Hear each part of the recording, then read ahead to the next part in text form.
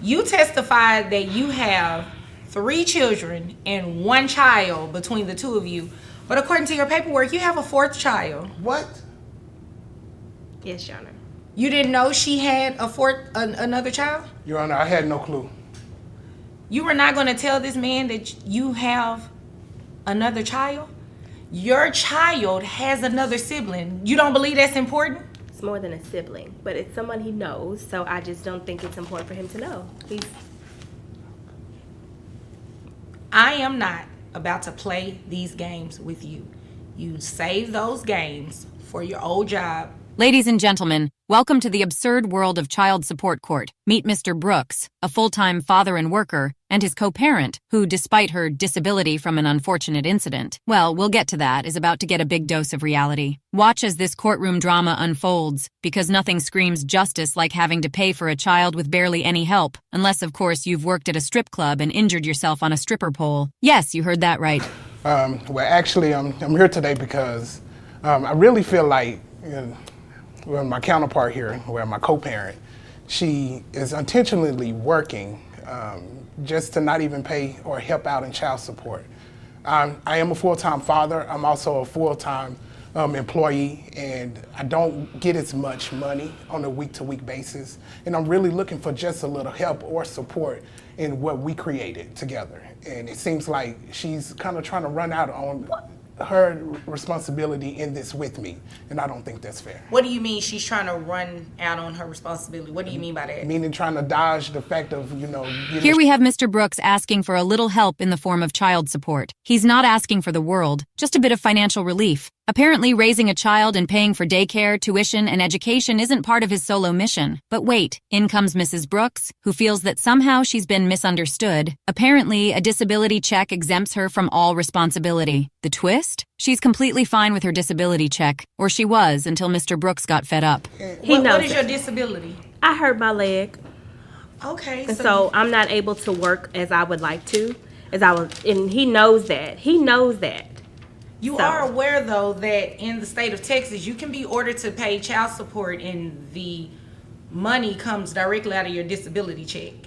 I did not know that, Your Honor. Yes, that's why you're here today, for me to inform you of that. Well, I don't think that's right. Because Wait a minute, ma'am. But you think it's right for him to pay all of the expenses for the child every month? Your Honor. You answer my question. Do you think that's right? No, Your Honor, but he's doing this because I stopped messing with him. I go over there. What do you mean by stop messing with him? I still go over to his house. And here's where things really get shocking. Picture this, a stripper pole, the disability check that comes with it. The shocking twist? Mrs. Brooks injured herself while working on that very pole. Yes, folks, the same pole that now serves as the catalyst for this whole mess. What could possibly go wrong when life decisions and child support obligations collide? Oh, the plot thickens as this really reaches new heights. You testified that you have 3 children and 1 child between the two of you. But according to your paperwork, you have a 4th child. What? Yes, Your Honor. You didn't know she had another child? Your Honor, I had no clue. You were not going to tell this man that you have another child? Your child has another sibling. You don't believe that's important? It's more than a sibling, but it's someone he knows, so I just don't think it's important for him to know.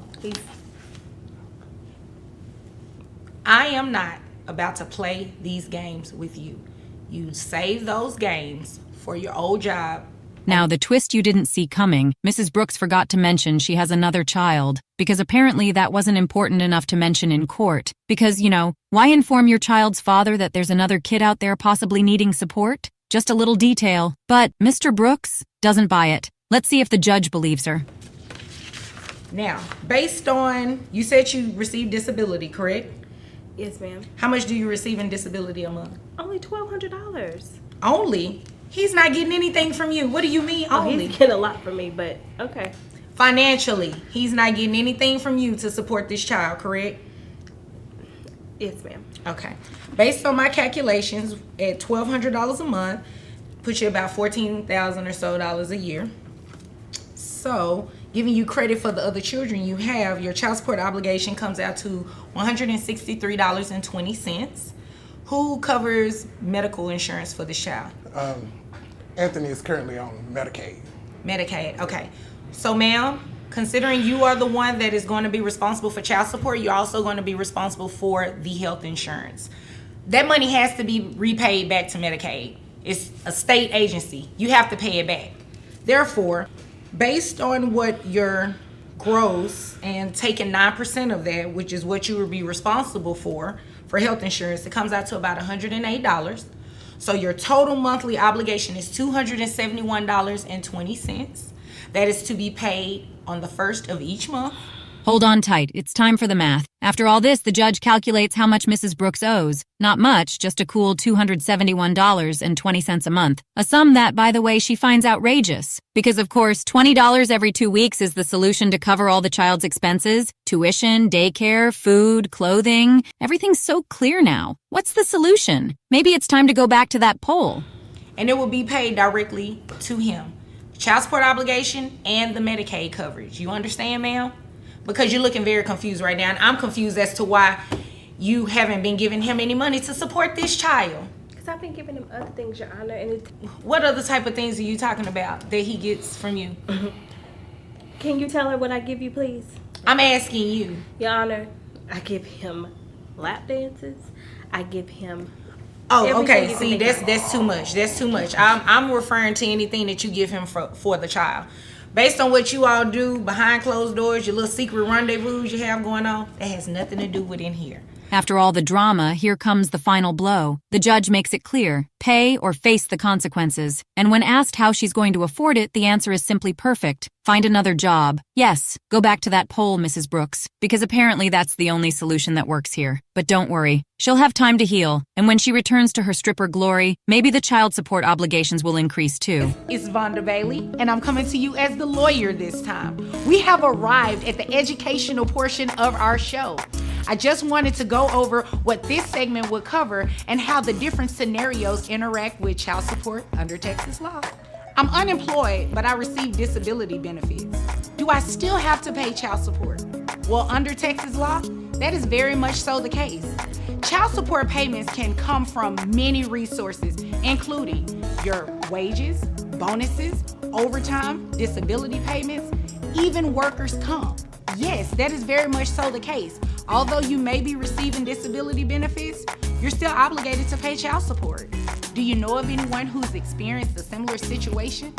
Be sure to subscribe to our channel and make sure you comment below. Of course. In fact, why bother with conventional jobs when you can have a career that includes the opportunity to injure yourself while spinning around a stripper pole and at the same time become a legend in your community? It's almost touching if it weren't so tragic. In the end, the system won. And like any good system that respects itself, it doesn't take into account life's eccentricities, like unconventional career decisions or the strategic omission of important family details. The lesson here is clear. If you ever find yourself in a similar situation, just remember, it's more important to have a good lawyer than a stable job. Because after all, the only thing that really matters is that Mr. Brooks is going home with a victory of $271.20 a month, while Mrs. Brooks sits and reflects on how she's going to make her quota without losing her disability check or her creative job. This is how the judicial system works, folks. A battle of wits, with a touch of, well, let's call it legal imagination. And that's it for today's episode of Drama in Court, where everyone loses. Remember, folks, if you ever get caught in a mess like this, just think of this. A court order is the gift that keeps on giving. But hey, at least you don't have to face it alone. See you next time, hopefully with less drama.